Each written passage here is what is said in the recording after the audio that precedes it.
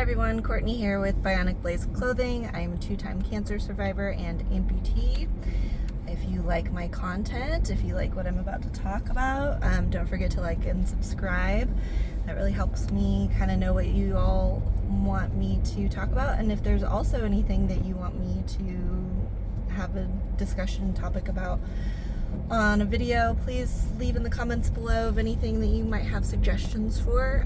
It's always super helpful for me. I'm kind of just doing this on the fly, whatever kind of pops in my head of what I think might be interesting or helpful or anything like that.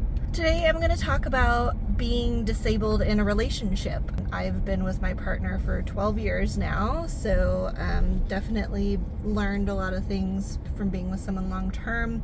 But there's also a lot of different things that kind of go along with being a disabled person in the dating world. Obviously, when I met my partner, it was before Tinder and all, a lot of dating apps and stuff like that.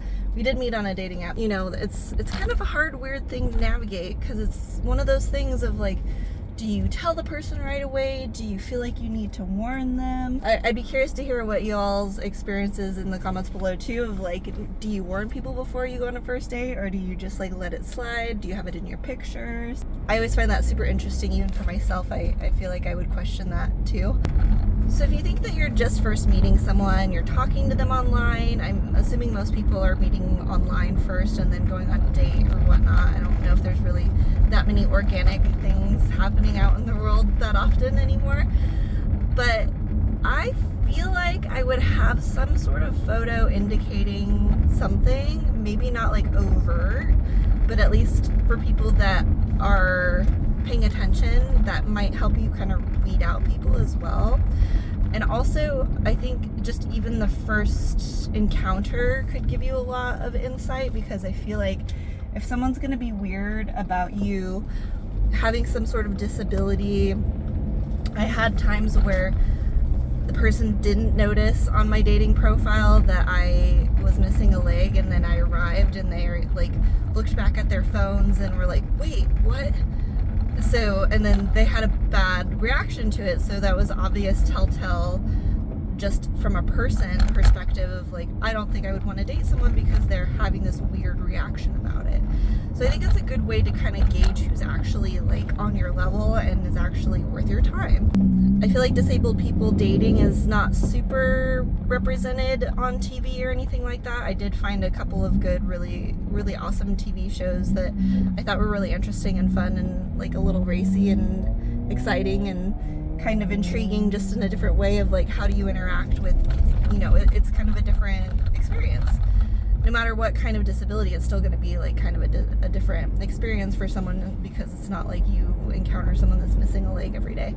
So my thoughts are, when it comes to actually going on a date, introducing yourself, I feel like it's best to not even talk about it. It's kind of like having the hair color you have, the skin tone you have. It's just a part of you, and I don't feel like we need to warn people about that.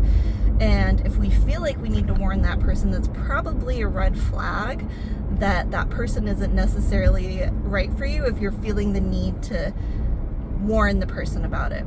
Also, kind of reflect on yourself of, hey, am I wanting to warn this person for my own comfort as well? I mean, maybe you do want to warn them or tell them just to give them a heads up, but again, I feel like you're really missing out on this opportunity to see how they react, see if it's even a thing. I feel like the best encounters that I've ever had is that it wasn't even a topic of conversation for a while, for a couple of dates at the very least. Of course, people are going to have questions that they want to ask, and that's totally fine, but it's not something that like is the first thing that comes out of their mouth, if that makes sense. So I think that that's kind of my first suggestion for y'all that are still in the dating pool, of like thinking about that and just kind of reflecting on why you feel like you might need to warn someone if you are disabled. I think when it comes to actually talking to someone and starting to really get into a relationship, it does become an interesting and hard thing to traverse as well. I remember when I first started dating my partner, we went to a Halloween party, and he of course knew I was missing a leg. He had experienced, hanging out with me with my prosthetic on and kind of going around and doing different things. Like we went to a Halloween party and the taxi drivers wouldn't pick us up because his house was only 3 blocks away. And I kept trying to explain to them, I can't walk that far. I'd already been on my feet for hours because it was a street party and there was not really anywhere to sit. And so it was one of those things where I'm like, I'm in so much pain, I can't walk. There's no way I can walk 3 blocks. That doesn't sound like a lot. It probably was 4, but it doesn't sound like a lot, but that's a ton. That's a lot. Like even walking a block when I'm not tired is a lot. So as an above the knee amputee, I'm exerting 10 times more energy than a regular person. So just imagine doing that, like walking 30 blocks. That's kind of what you can imagine for it, is that you're walking 30 blocks and it's like, oh my God, I can't even walk 30 blocks right now. Are you kidding me? So that was tough because the taxi driver wouldn't take us, even though it probably would have taken a couple minutes out of his time. So that super sucked.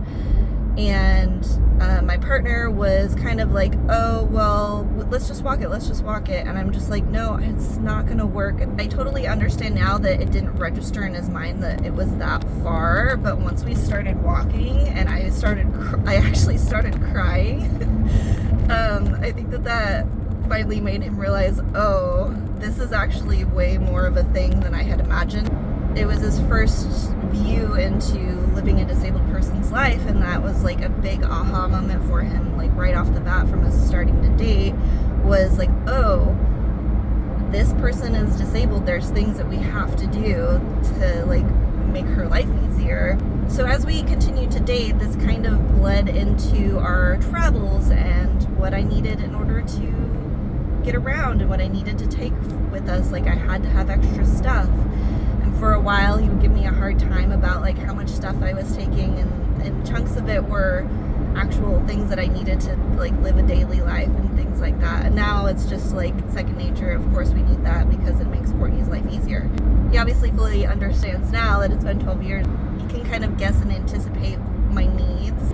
I think that's a good thing to think about as you're looking for a partner, of like, is this person thinking about my needs and what I'm asking for?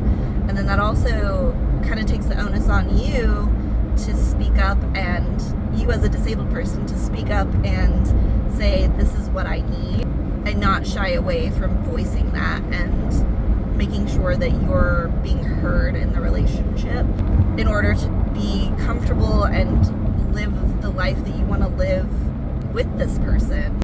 It's definitely tricky because being a disabled person isn't easy in the first place, and then you're bringing in this extra person, whoever they may be, into the situation, and they most likely have zero idea of anything that has to do with disabled people and what they may need. And so you're gonna have to kind of teach them. It's not necessarily something that someone would instinctually know.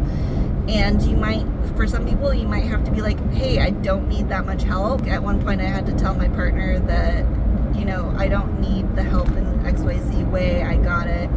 And then in other ways be like, actually, this is a lot of work for me to do this by myself. Can you help me? Because there was at one point like an assumption of like, oh, this is easy enough to do, you can do it on your own. And then I'm like, hey, try doing this standing on one leg and see how that goes. And it would be more of just like, if you're wanting to tackle something in the house, let me know so I can do it before I take my leg off. That was one of the ways that I told him was, how about you imagine being on one leg and try hopping around putting sheets on the bed. It was funny to watch. He did it. And I think that kind of hit the point of, if we're going to do something, we need to do it before I take my leg off. So let's talk about this beforehand. So communication's always key. I think communication's key in any relationship, and this is no different. It's just you're gonna have to speak up for yourself and advocate for yourself. Again, there's that word, is advocate for yourself, and just make sure that your voice is being heard. Obviously, there are plenty of middle ground and different things like that. Maybe someone does certain chores and you do other chores or anything like that. And I'm more talking about like the mundane, everyday stuff. That's the stuff that kind of gets in the way and sometimes causes arguments. It's just those little stupid things. There's another piece that I just started hearing fairly recently in the past couple of years of being called an interabled couple. And I'm not totally sure how I feel about that label. Like, I don't really like labels as it is, so it's one of those things where I'm just feeling a little uncomfortable about it, but it feels like we're trying too hard in some ways. I totally understand the nuance of it, and like, of course we are like, if we're gonna be factual about it, we are an interabled couple. He's able-bodied and I'm disabled. But I feel like when you label something in that way, it kind of makes me feel like you're trying to equate it to like interracial couples or LGBTQ couples. Like, I don't know if it's totally the same thing, and maybe I'm overthinking it, but it kind of feels like we're trying to compare things to where people are actually getting discriminated against, and I don't think I've really ever heard of interabled couples getting discriminated against. So I'm just like, I feel weird about using that label, but maybe that's just me. I'd love to hear about your guys' experience with dating and being on dating sites, and how do you meet people? Do you find groups? Is there even people that are around that you feel like dating? It'd be really interesting to hear people's stories. I think I'll probably bring up some of my other stories in different videos of different dating things that have happened. I know it's been a long time, but I still have some. So I think it's really great to kind of just think about the different aspects of being a disabled person, and being in a relationship is definitely not any different from that. So let me know in the comments, and I will definitely touch on those. Definitely don't forget to like and subscribe, and I'll see you guys next time.